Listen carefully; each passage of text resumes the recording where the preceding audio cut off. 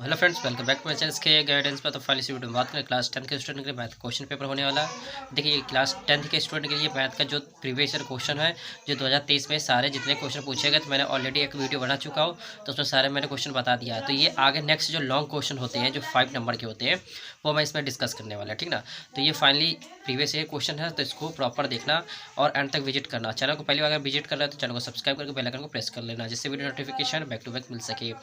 चलिए स्टार्ट करें। जैसे कि आप लोग का एग्जाम जो है यानी कि 27 फेब को है, जो कि ये क्लास 10 यानी कि मैथमेटिक्स का। चलिए स्टार्ट करते हैं।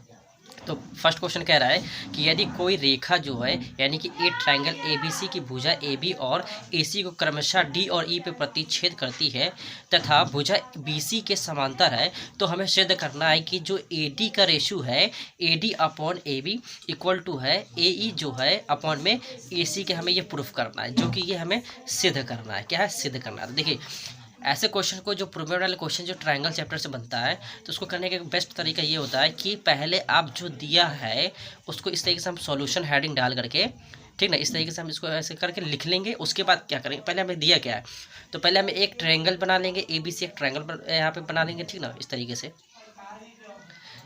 ए बी सी एक ट्रायंगल बना लेंगे, यानी कि ए बी एंड सी, ठीक।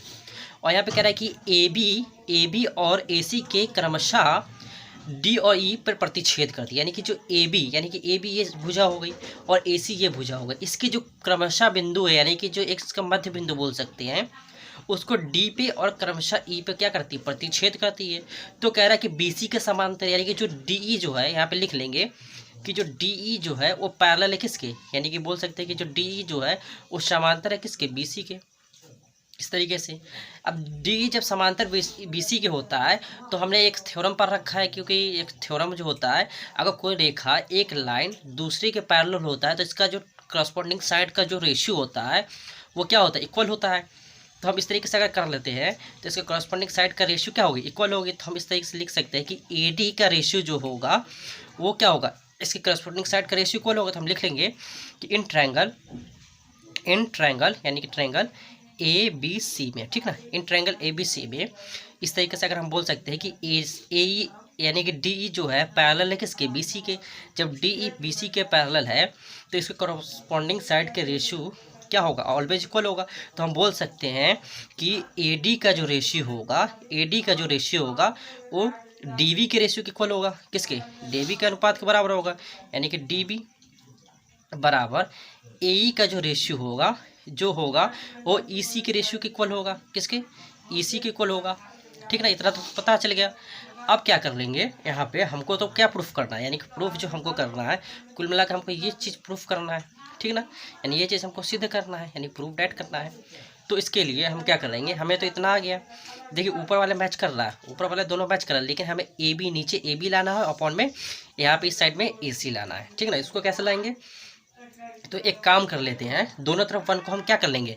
ऐड कर लेंगे दोनों तरफ वन को। तो यहाँ पे लिख लेंगे दोनों पक्षों में वन को ऐड करने पे, यानी कि addition on both side one, ठीक। इस तरीके से लिख लेंगे। तो हम दोनों पक्षों में अगर वन को ऐड कर लेते हैं, यानी कि A D upon D B हो जाएगा, डी बी हो गया, प्लस का वन हो गया, equal to A E upon में ई सी प्लस का वन हो गया, ठीक। इस तरीके से अब जब अगर हम यहाँ पे वन ऐड किए, एडिशन किए हैं, तो यहाँ पे अगर एलसीएम लेकर इसको अगर सॉल्यूशन करेंगे, या इस तरीके से भी कर सकते हो कि पहले हम इसको पलट लें, चाहे पलट नहीं लगेंगे। चलिए एक काम कर लेते हैं, इसको हम पहले पलट लेते हैं, फिर हम एक वन जोड़ लेंगे, ठीक ना, इस तरीके से। तो इसका स्टेप हम यहाँ पे कर लेते हैं आगे का। जैसे कि यहाँ पे इस तरीके से देखिए, इस तरीके से यहाँ पर पहले हम इसको क्या कर लेंगे? पलट लेंगे, यानी कि यहाँ पे लिख लेंगे इसको क्रम, यानी कि जो आपस में इसको इंटरचेंज कर लेंगे, यानी पलट लेंगे, यानी डी बी अपॉन में ए डी हो जाएगा, ठीक ना, बराबर होगा ई सी अपॉन में ए ई हो जाएगा। अब दोनों पक्षों में वन जोड़ देंगे, ठीक ना, दोनों पक्षों में वन जोड़ देंगे इस तरीके से।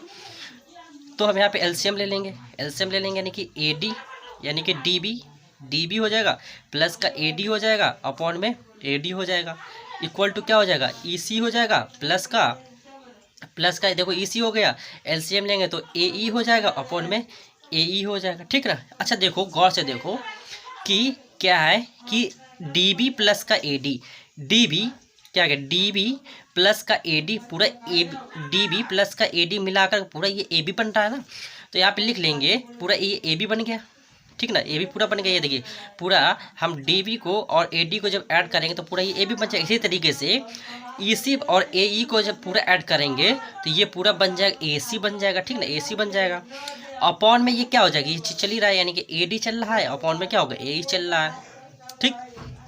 अब क्या करेंगे, दोनों पक्षों में पुनः इसको हम क्या कर देंगे, रेसिप्रोकल कर देंगे, यानी पलट देंगे। तो क्या हो जाएगा, ए डी अपॉन में ए बी हो जाएगा, ठीक। इस तरीके से ए डी अपॉन में ए डी अपॉन में ए बी हो जाएगा। इसी तरीके से ए ई अपॉन में ए सी हो गया, हैंस प्रूफ हो गया, ठीक ना। तो यही हमको प्रूफ करना था और यही हमें प्रूफ हो गया। यहाँ पे लिख देंगे हैंस प्रूफ, ठीक ना, हैंस प्रूफ, इस तरीके से, ठीक ना। तो मैंने ये सिद्ध करने वाला क्वेश्चन था, मैंने कर दिया, ठीक ना। आगे क्वेश्चन देखते हैं, एक क्वेश्चन और दिया है जो कि मोस्ट इंपॉर्टेंट, ये भी 5 नंबर क्वेश्चन पूछा गया है।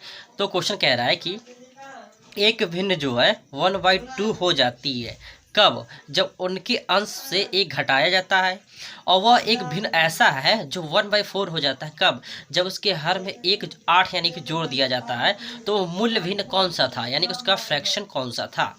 इस टाइप का क्वेश्चन करने के लिए क्या करना होता है, पहले कि एक मान लेते हैं सॉरी मान लेते हैं कि इसका जो प्रारंभिक भिन्न का जो मान होगा, जिसे माना यहाँ पे लिख लेंगे कि माना कि जो कोई भिन्न होगा x अपॉन वाई के फॉर्म में होगा, कोई भिन्न जो होगा वो x अपॉन वाई के फॉर्म में होगा। ऊपर वाली वैल्यू को बोलते हैं अंश, ठीक ना, और नीचे वाली वैल्यू को बोलते हैं हर, ये चीज़ तो पता ही होगा, यानी कि डिनोमिनेटर बटे न्यूमरेटर, ठीक ना, इस तरीके से इंग्लिश में बोलते हैं इसको। तो क्या करेंगे, इसको क्या करें कि अंश से एक घटाया जाता है, यानी कि ऊपर में एक घटा दिया जाता है, यानी कि x से 1 को घटा दिए और अंश में और y, ठीक ना, y इस तरीके से लिख लेंगे। और जो वैल्यू हो जाती है 1/3 हो जाती है, ठीक ना, 1/3 हो जाती है।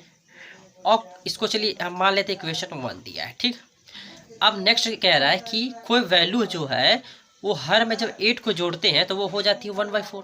तो चलिए मान लेते हैं कि मूल जो फ्रैक्शन माने थे वो x अपॉन वाई माने थे, तो उसी के हमने मूल फ्रैक्शन में, यानी कि अंश हमें इस बार किस में जोड़ना है, हर में जोड़ना है। यहाँ पे देखिए हर में जोड़ना है, तो y प्लस का 8 कर लेंगे और इक्वल टू 1/, क्या हो जाएगा, 1/3 हो जाएगा, सॉरी 1/4 हो जाएगा। इसको इक्वेशन नंबर 2 मान लेंगे, ठीक। आई होप क्लियर होगा। अब क्या कर लेंगे, इक्वेशन 1 को इक्वेशन 2 को फर्दर आगे इसको सॉल्व करेंगे अच्छे से। तो इसको हम इस तरीके यहाँ पे सॉल्व कर लेते हैं। तो यहाँ पे क्रॉस मल्टीप्लाई कर लेंगे तो 3x माइनस का 3 हो गया इक्वल टू y हो गया। एक काम कर लेते हैं, 3x हो जाएगा माइनस का y हो गया इक्वल टू 3 हो गया। यहाँ पे एक फाइनल आंसर इक्वेशन बनकर बना, इसको हम नाम देते हैं इक्वेशन नंबर 3, ठीक ना, इस तरीके से। अब चलिए यहाँ पे हमारे पास स्पेस नहीं तो एक पेज ले लेते हैं इस तरीके से। तो यहाँ पे देखिए इस वाले इक्वेशन नंबर 2 को फर्दर इसको हम सॉल्व कर लेंगे, क्रॉस मल्टीप्लाई कर लेंगे। तो यहाँ पे क्या हो जाएगा, 4x हो जाएगा इस तरीके से, ठीक ना, इक्वल टू y प्लस का 8 हो जाएगा। तो 4x माइनस का y इक्वल टू 8 हो गया। इक्वेशन नंबर इसको हम 4 नाम दे देते हैं, ठीक। अब गौर से देखो, गौर से ये देखो कि इक्वेशन नंबर 3 इक्वेशन नंबर 4 को इसको किसी भी मेथड से इसको एलिमिनेट, क्या होता है, एक जो विलोपन विधि, प्रतिस्थापन यानी सब्स्टिट्यूशन मेथड होता है, एलिमिनेशन मेथड होता है, और एक ब्रज जो मेथड होता है किसी भी मेथड से इसको सॉल्व करके x एंड y की वैल्यू इजीली निकाल सकते हो, ठीक ना।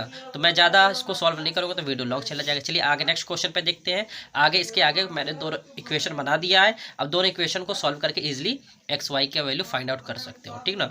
चलिए आगे क्वेश्चन देखते हैं। चलिए आगे नेक्स्ट क्वेश्चन देखते हैं। नेक्स्ट क्वेश्चन कह रहा है कि निम्न समीकरण का युग्म रैखिक समीकरण के युग्म में बदलकर हल करना। देखिए इस वाले समीकरण को, दोनों समीकरण को डायरेक्ट अगर सॉल्व करने बैठेंगे ना तो पेपर भी खत्म हो जाएगा और सॉल्यूशन भी नहीं हो पाएगा। तो इसको क्या करना होता है, इसको एक लेट करना होता है, मानना पड़ता है। किसी भी एक फंक्शन है, जैसे कि देखिए यहाँ पे 10/x प्लस का y है, इसी तरीके से 2/x माइनस y, इसको अगर करेंगे तो यहाँ पे क्वाड्रेटिक इक्वेशन बन जाएगा फंक्शन ऑफ 2 वेरिएबल का, क्योंकि यहाँ पे 2 वेरिएबल है, एक x के टर्म में दिया एक y के टर्म में दिया। तो यहाँ पे जब इसको यहाँ पे सॉल्व करोगे इस वाली इक्वेशन को, मान लेते इक्वेशन 1 दिया है, इसको इक्वेशन नंबर 2 दिया है। जब इक्वेशन 1 को सॉल्व करने बैठोगे तो यहाँ से एक इक्वेशन तो एक ही बनेगा, लेकिन उसके अंदर फंक्शन जो होगा 2 होगा। तो ये फंक्शन ऑफ 2 वेरिएबल का एक क्वाड्रेटिक इक्वेशन बन जाएगा, जो कि सॉल्व करना बहुत मुश्किल हो जाएगा, ठीक ना। और ये भी सॉल्व करना बहुत मुश्किल हो जाएगा। तो इसके करने के लिए क्या मेथड होता है, मेथड ये होता है एक चीज़ कॉमन यहाँ पे दिख रहा होगा, जैसे कि हम मान लेते हैं यहाँ पे मल्टीप्लाई में 1 होता है कि नहीं, तो 1/x प्लस वाई को हम कुछ और मान लेंगे। इसी तरीके से मल्टीप्लाई में यहाँ पे कुछ और होता है, तो इसी तरह 1/x माइनस वाई को हम कुछ और लेट कर लेंगे। जैसे मान लेते हैं यहाँ पे लिख लेंगे कि माना, ठीक ना, इससे मान लेते हैं कि 1/x plus y equal to हम मान लेते हैं कि p दिया है, ठीक। इसी तरीके से अगर मान लेते हैं कि 1/x minus y equal to हम मान लेते हैं q दिया है। आप ABCD भी कुछ भी वेरिएबल मान सकते हैं, ठीक ना, इस तरीके से। अब यहाँ पे 1/x plus y equal to हमने p मान लिया, 1/x minus y equal to q मान लिया। यहाँ पे सब्स्टिट्यूट कर लेते हैं दोनों इक्वेशन में, तो क्या कर लेंगे कि 10p हो जाएगा प्लस का 2q हो जाएगा इक्वल टू 4 हो जाएगा। फाइनल आंसर इक्वेशन आप इसको देना चाहो तो 3 दे दो, और इसी तरह से इसमें अगर पुट कर लेंगे तो 15p हो जाएगा माइनस का 5q हो जाएगा इक्वल टू 2 हो जाएगा, और ये इक्वेशन नंबर 4 हो जाएगा इस तरीके से, ठीक ना। अब देखो यही जो इक्वेशन है वो पहले किस फॉर्म में दिया था, इस फॉर्म में दिया था। इसको सॉल्व करना मुश्किल था, लेकिन ये इक्वेशन अब कन्वर्ट होकर इसमें हो गया, तो इसको सॉल्व करना बहुत ईजी है। तो क्या कर लेंगे, इसको सॉल्व करने क्या कर लेंगे, इक्वेशन नंबर 3 में हम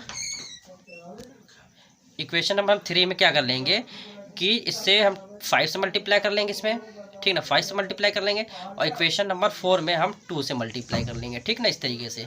तो मल्टीप्लाई कर लेते हैं, तो इसमें क्या 5 से मल्टीप्लाई करते हैं तो 10 × 25 50p हो जाएगा, ठीक, इस तरह से। प्लस का 10 यानी कि 10q हो जाएगा इक्वल टू कितना होगा, 5 चौको 20 हो गए। इसको इक्वेशन नंबर अगर 4 तो हो ही चुका, इक्वेशन नंबर 5 इसको नाम दे देते हैं, ठीक, इस तरीके से। अब चलिए इसको हमने 2 से मल्टीप्लाई कर लेते हैं, यानी 15 दूनी 30p हो जाएगा इसी तरीके से, ठीक ना। माइनस का 5 दूनी 10q हो जाएगा इक्वल टू 2 × 2 यानी कि 4 हो जाएगा। इक्वेशन नंबर इसको हम 6 नाम दे देते हैं, ठीक ना। अब क्या कर लेंगे, इक्वेशन 5 को इक्वेशन 6 को आपस में क्या कर लेंगे, सॉल्व कर लेंगे। यहाँ से p और q की वैल्यू निकाल लेंगे इजी। तो पहले इक्वेशन 5 को इक्वेशन नंबर 6 को हम सॉल्व कर लेंगे, तो एडिंग कर लेंगे दोनों को, equation first and equation second को, तो ये कैंसिल आउट हो जाएगा। तो 50p और 30p कितना हो जाएगा, 80p हो जाएगा, ठीक है, 80p हो जाएगा। और कितना हो जाएगा, 20 और 4 24 हो जाएगा यहाँ से, इस तरीके से। चलिए आगे देखते हैं।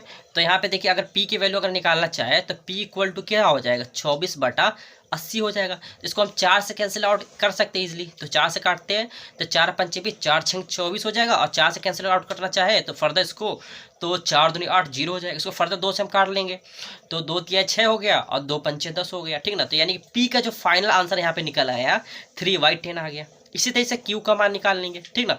अब देखिए p का वैल्यू आ गया। अब p की वैल्यू हम किसी भी इक्वेशन में डाल देंगे, यहाँ पे जितने भी इक्वेशन है 1 से लेकर के 6 तक किसी में डाल देंगे, यहाँ से q की वैल्यू निकल जाएगा। तो हम इजी देख करके किसी भी इक्वेशन में पुट कर लेंगे। तो चलिए इजी देख कर हम किसी भी इक्वेशन में पुट कर लेंगे, इक्वेशन नंबर हम 5 में पुट कर लेते हैं, ठीक ना। तो इक्वेशन नंबर 5 क्या है, इक्वेशन नंबर 5 क्या रहा है कि 10p प्लस का 2q इक्वल टू 4 दिया है। चलिए पुट कर लेते हैं किसकी वैल्यू, p की वैल्यू डाल लेते हैं यहाँ पर। तो p की वैल्यू क्या हो गई, 10 से 10 कैंसिल आउट हो जाएगा, यहाँ पर डालेंगे तो 3 आ जाएगा, प्लस का 2q हो जाएगा इक्वल टू 4 हो जाएगा, इस तरीके से, ठीक ना। और यहाँ पे अगर हम ये पॉजिटिव है उस तरफ ले जाएंगे तो माइनस, यानी कि क्या हो जाएगा, यानी कि q का वैल्यू यहाँ पे निकल आएगा 1/2 आ जाएगा। क्या हो जाएगा, 1/2 हो गया। अब p की वैल्यू देखिए हमें पता चल गया, क्या हो गया, 3/10 हो गया। q की वैल्यू पता चल गया 1/2 हो गया। तो फाइनली जो हमने माना था ना, किस चीज़ को, फंक्शन जो माना था हमने, ये देखिए कि यहाँ पे देखिए हमने लेट क्या किया था, 1/x plus y equal to p माना था। तो इसके आगे हम इक्वल में बराबर रखेंगे, ठीक ना, यानी कि 1 में x प्लस का y इक्वल टू हम रख लेंगे क्या, 3/10 हो गया। इसी तरीके से 1/x माइनस का y इक्वल टू हम रख लेंगे क्या, 1/2 रख लेंगे, ठीक ना। अब दोनों को हम कंपैरिजन कर लेंगे इस तरीके से, ठीक, क्रॉस मल्टीप्लाई करके यहाँ पे फाइनल तरीके से x एंड y की वैल्यू निकलेगा, ठीक ना। तो यहाँ पे करते हैं, यानी कि 3x, इसको फर्दर आगे हम सॉल्व करेंगे, यहाँ पे इस तरीके से सॉल्व कर लेते हैं आगे। तो कितना हो जाएगा, 3x हो जाएगा प्लस का 3y हो जाएगा इक्वल टू 10 हो गया। इक्वेशन नंबर इसको 6 तक बन चुका है, इसको 7 नाम दे दो, ठीक, इस तरीके से। इसको जब फर्दर आगे सॉल्व करने बैठोगे तो क्या हो जाएगा, x माइनस का y इक्वल टू 2 हो जाएगा। इक्वेशन नंबर इसको नाम 8 दे दो। इक्वेशन पढ़ता गया, अभी तक 10 इक्वेशन बन गया 8, ठीक ना। आगे इसको सॉल्व करेंगे तो इक्वेशन नंबर 3 को हम लिख लेंगे इस तरीके से, 3x प्लस का 3y इक्वल टू 10 हो गया। इक्वेशन नंबर क्या हो गया, ये 7th हो गया, 7th इक्वेशन नंबर हो गया। इक्वेशन नंबर इसको यानी कि x माइनस को y को इक्वल टू 2 हो गया। इक्वेशन नंबर ये 8 हो गया। इसको फर्दर आगे हम क्या कर लेंगे, 3 से मल्टीप्लाई कर लेंगे, किस इक्वेशन नंबर 8 को 3 से मल्टीप्लाई कर लेंगे, ठीक ना। इस तरीके से जब इसको 3 से मल्टीप्लाई करो तो ये 3x हो जाएगा, ये भी 3x हो जाएगा, और 3 2 6 हो जाएगा। तो फाइनली हम क्या कर लेंगे, माइनस कर लेंगे। पॉजिटिव है तो हम नेगेटिव कर लेंगे, नेगेटिव है तो पॉजिटिव कर लेंगे यहाँ पर, और ये पॉजिटिव है तो हम यहाँ पे नेगेटिव कर लेंगे। तो माइनस प्लस कैंसिल आउट हो गया यहाँ पे और ये कितना हो जाएगा, यानी 4y हो गया इक्वल टू कितना हो गया, 4 हो गया। कैंसिल आउट कर लेंगे, यानी कि y की वैल्यू यहाँ पे फर्दर कितने आ गए, 1 आ गई। इसी तरीके y की वैल्यू 1 आ गई, किसी भी क्वेश्चन पुट कर लो, यहाँ पे हम पुट कर लेते हैं y की वैल्यू 1। जब y की वैल्यू 1 करेंगे तो x की वैल्यू यहाँ पे 3 आ जाएगा। तो फाइनल जो आपका x एंड y की वैल्यू जो निकल के आया, क्या आया, x एंड y की वैल्यू 1 एंड 3 आया। तो आई होप ये सॉल्यूशंस का समझ में आया होगा पूरी तरीके से।